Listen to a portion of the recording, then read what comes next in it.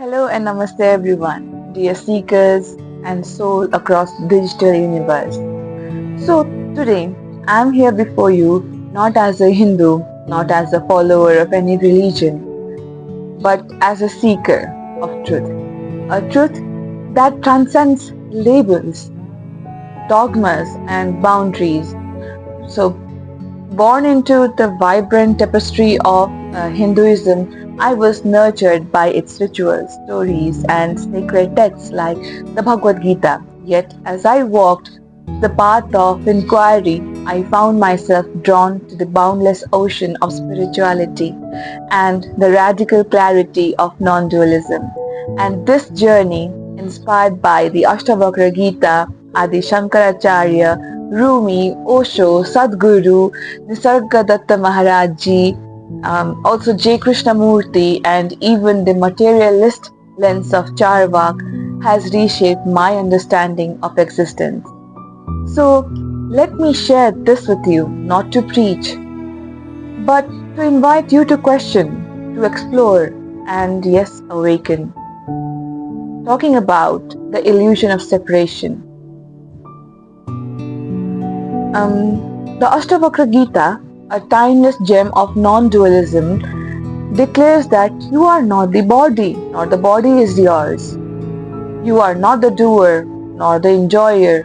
You are pure awareness, the eternal witness.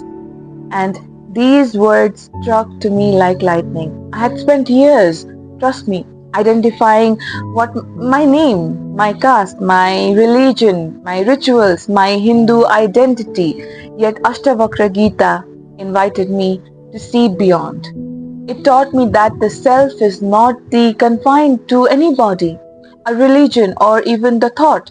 It is formless consciousness that observes all without being bound by it. And non-dualism or Advaita, what we talk about as Adi Shankaracharya he has articulated this so beautifully, like it reveals that there is no other.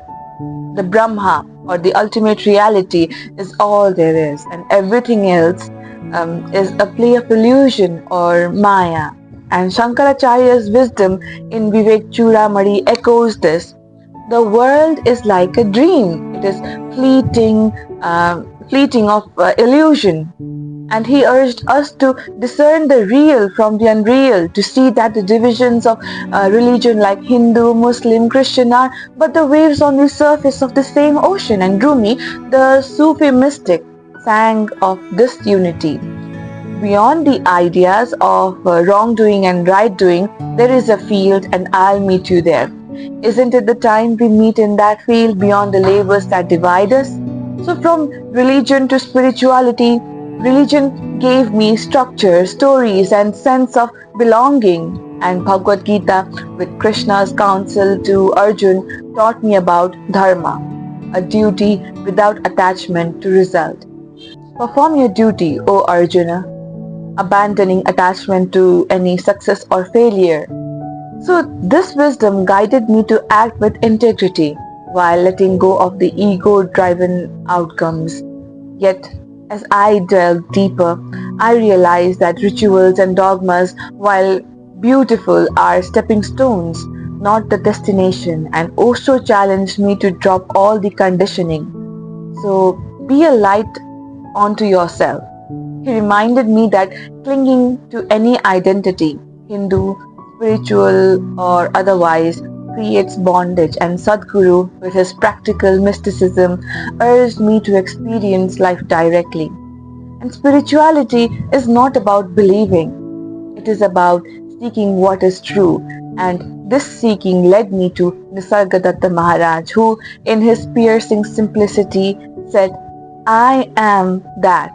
Not a body, not a mind, not a Hindu, just that, the infinite consciousness that permeates all. And the Charvak challenge, interestingly, the ancient Indian philosophy of Charvak often is labeled materialist, also shaped my journey. Trust me in this. And Charvak questioned blind faith and emphasized direct perception. While it rejected metaphysical speculation, it inadvertently pushed me to seek truth through experience, not dogma. If divine is real, it must be felt, not merely believed. And this resonates with J. Krishnamurti's radical call to observe without judgment. Like how he says, truth is pathless land, not scripture. No guru, no religion can hand you truth. You must discover it in the silence of your own awareness. And talking about non-dualism, the heart of existence, non-dualism is not a philosophy to adopt. It is a realization to embody. And Ashtavakra Gita says, bondage is when the mind longs for something, grieves about something, and rejects something. Liberation then is not acquiring more rituals, more knowledge, more gods, but in letting go of illusion of separation. When I truly saw that I am not separate from you, from the trees, from the cosmos, the weight of identity dissolved, as Shankaracharya taught, Brahma alone is real. The world is an appearance, and Rumi's poetry captures this ecstasy. You are not a drop in the ocean, you are the entire ocean in a drop. And this is the essence of non-dualism. There is no me and you, no Hindu or non-Hindu, no sacred or profane. There is only one reality, appearing as many. So here is a call to awaken. My journey from Hinduism to spirituality to non-dualism is not a rejection of my roots, but an expansion beyond them. The Gita taught me duty, Ashtavakra taught me freedom, Shankaracharya taught me discernment, Rumi taught me love, Osho taught me rebellion, and Sadhguru taught me experience.